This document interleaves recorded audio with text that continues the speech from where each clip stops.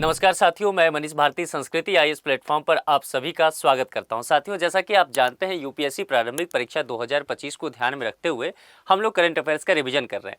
आज एपिसोड 94 तक हम लोग पहुंच चुके हैं। यहां पर पहला प्रश्न यदि आप देखेंगे क्या है, हाल ही में खबरों में रहे सैंडी के रीफ किन दो देशों के मध्य विवाद का केंद्र है।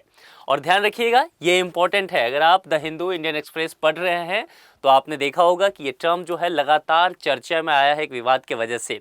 सैंडी के करके आपने द हिंदू में पढ़ा होगा या इंडियन एक्सप्रेस में। अब यहाँ पर बात करते हैं, चार विकल्प हैं। तो सबसे पहले समझिए यहाँ पर जो सैंडी के रीफ कहा गया है इसकी बात को लेकर के। दरअसल ये विवाद जो है ना, वह चीन और फिलीपींस के बीच बना हुआ है। यानी कि अगर विकल्प के हिसाब से चलेंगे तो बी, ठीक है, सही जवाब मिल गया। लेकिन हमारा काम इतना नहीं है, कुछ बातों को और समझिए। यह विवाद दरअसल जो है दक्षिण चीन सागर में स्थित एक छोटे से रीफ को लेकर के है, जिस पर दोनों देशों का दावा है। अब समझिए एक चीज कि जैसे ही विवाद चीन और फिलीपींस के बीच आया, आपके माइंड में साउथ चाइना सी जाना ही जाना चाहिए, क्योंकि यही दो देश हैं जिनके बीच ज्यादा विवाद। वैसे चीन का कई देशों के साथ इस एरिया में विवाद है, लेकिन जो फिलीपींस का है उसके साथ ज्यादा है।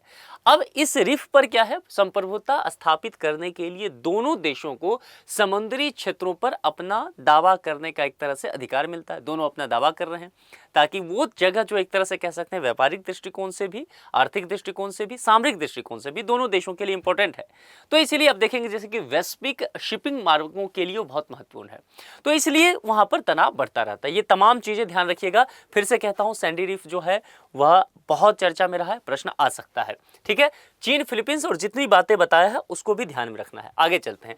लोकसभा उपाध्यक्ष के संदर्भ में निम्नलिखित कथनों पर विचार कीजिए, सही है कौन सा, ये पूछा गया है। सबसे पहले क्या विचार करना है आपको, प्रश्न पर। प्रश्न पर क्या है, गलतियां क्या होता है, आपसे पूछा क्या गया है लोकसभा उपाध्यक्ष पे, और दिमाग क्या कह रहा है, लोकसभा अध्यक्ष। जब हम ये स्टेटमेंट पढ़ना शुरू कर देते हैं, अधिकांशतः बच्चे जो है लोकसभा अध्यक्ष को लेकर के बातें करना शुरू करते हैं। और ये पहले भी बहुत लोग गलती कर चुके हैं, इस तरह के प्रश्न आते रहे। ये उपाध्यक्ष को लेकर के बात किया गया है, स्पीकर को लेकर के बातें नहीं की गई है। अब ध्यान दीजिए स्टेटमेंट, भारतीय संविधान के अनुसार यह एक वैकल्पिक पद है। पहली बात किसके, उपाध्यक्ष की। आगे, लोकसभा उपाध्यक्ष अपना इस्तीफा लोकसभा अध्यक्ष को सौंप सकते हैं। चलिए आगे, संसदीय परंपरा के अनुसार उपाध्यक्ष का पद किसको दिया जाता है, विपक्ष को। ये तीन चीजें हैं। यहां पर ध्यान दीजिए क्या लिखा हुआ है, यह परंपरा के अनुसार। क्या संविधान की बात किया है, क्या किसी कानून की बात किया है, इस बात को समझना है। अब यहां पर समझते हैं दो तीन चीजों को। सबसे पहले संविधान को ले आते हैं। भारतीय संविधान के अनुसार लोकसभा में अध्यक्ष के साथ एक उपाध्यक्ष के पद का प्रावधान है, इसीलिए यह वैकल्पिक पद नहीं है। क्योंकि वैकल्पिक पद कहने का मतलब क्या होगा, उसका चर्चा संविधान में नहीं होगा, है ना, विधिक द्वारा नहीं होगा। वैकल्पिक तौर पर करना चाहते हैं तो कर लीजिए, नहीं करने का मन है तो कोई बात नहीं, है ना। जैसे कि प्रधानमंत्री, उप प्रधानमंत्री पद की चर्चा नहीं है, करना चाहते हैं तो बहुत अच्छा। मामला समझ पा रहे हैं। तो कुल मिलाकर के यह वैकल्पिक पद नहीं है, संविधान में इसकी चर्चा की गई है। अनुच्छेद 93 में लोकसभा के अध्यक्ष और उपाध्यक्ष दोनों के चुनाव का प्रावधान दिया गया है। आर्टिकल 93 ध्यान देना है।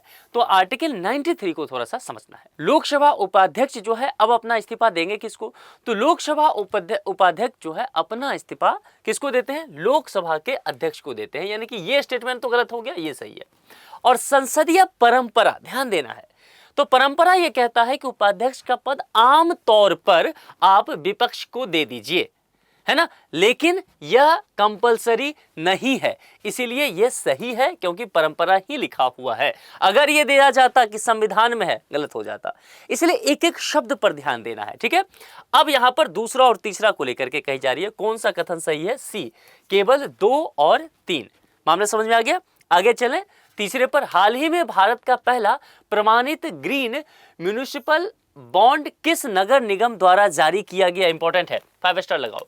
क्यों नगर निगम, मैंने आपसे पहले भी कहा है कि जहां पर भी पंचायत और नगर निगम की बात आ जाए, आपको पढ़ना है संविधान की 11वीं 12वीं अनुसूची। जहां भी चर्चा हो 73वीं संविधान संशोधन या फिर 74वीं संविधान संशोधन, दोनों कब होता है, 1992 में, इसकी चर्चा हो, निश्चित तौर पर पढ़ लीजिए, यहां से प्रश्न रहते हैं। अब यहां पर 4 जो है नगर निगम की चर्चा की गई है। गाजियाबाद नगर निगम के द्वारा ये किया गया है। तो सबसे पहले ये तो बिल्कुल याद होना चाहिए कि गाजियाबाद नगर निगम। अब हुआ क्या है, गाजियाबाद नगर निगम ने स्वच्छ भारत मिशन शहरी के तहत, ध्यान दीजिएगा मैंने क्या बोला, स्वच्छ भारत मिशन शहरी, ठीक है, ये पूरा है, तो शहर को नहीं भूल जाना है, ये शहरी ध्यान रखना है। इसके तहत सतत जल प्रबंधन के लिए भारत का पहला प्रमाणित ग्रीन म्युनिसिपल बॉन्ड जारी किया है। ठीक है, ये इंडिया का पहला है, इसलिए चर्चा में रहेगा। और इस पहल के माध्यम से क्या किया गया है, नगर निगम ने कहा है कि भाई 150 करोड़ की राशि वह जुटाई हमने है, जिससे 40 मिलियन लीटर प्रतिदिन क्षमता वाले एक अत्याधुनिक टर्शियरी सीवेज ट्रीटमेंट का निर्माण किया गया है। तो ये ध्यान रखिएगा, गाजियाबाद नगर निगम के द्वारा हुआ है, इंपॉर्टेंट है, फिर से बता रहा हूं। आगे, प्लास्टिक पार्क योजना।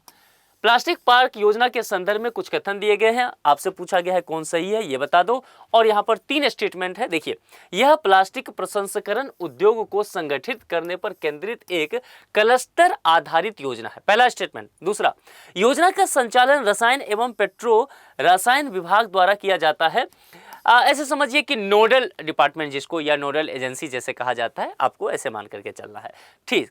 तीसरे, इसके तहत केंद्र सरकार प्रत्येक प्लास्टिक पार्क परियोजना को अधिकतम कितना 40 करोड़ तक की वित्तीय सहायता क्या करती है, प्रदान करती है। आपसे पूछा गया है कौन से कथन सही है। देखिए, पहला जो आपको यहाँ पर कहा गया है कि यह प्लास्टिक प्रसंस्करण उद्योग को संगठित करने पर केंद्रित एक क्लस्टर योजना है, बिल्कुल ये क्लस्टर आधारित ही योजना है और इसका संचालन रसायन एवं पेट्रो रसायन विभाग द्वारा, यानी कि दूसरा स्टेटमेंट भी सही है। और तीसरा जो कहा गया है कि केंद्र सरकार प्रत्येक प्लास्टिक पार्क परियोजना को अधिकतम 40 करोड़ की जो है वह वित्तीय सहायता प्रदान करती है, बिल्कुल ये सही है। तो ये तीनों स्टेटमेंट जो है वह सही हो जाएगा, इसीलिए कथन सही डी होगा, 1, 2 और 3। ठीक है, 5वें पर चले। रामगढ़ झील पुनरुद्धार परियोजना इंपॉर्टेंट है। ठीक है, संबंध निम्नलिखित में से किस राज्य से है ये पूछा गया, लेकिन हम लोग राज्य तक नहीं रहेंगे, हमें थोड़ा सा आगे बढ़ना है। राज्य की अगर बात करें तो पहले ही बता देता हूं, विकल्प ए होगा राजस्थान, एक मामला समझ में आ गया। लेकिन यह परियोजना क्या है, देखिए, परियोजना झील के जलस्तर को पुनः बहाल करने और आसपास के जो इकोलॉजी सिस्टम है उसको पुनर्जीवित करने पर केंद्रित है।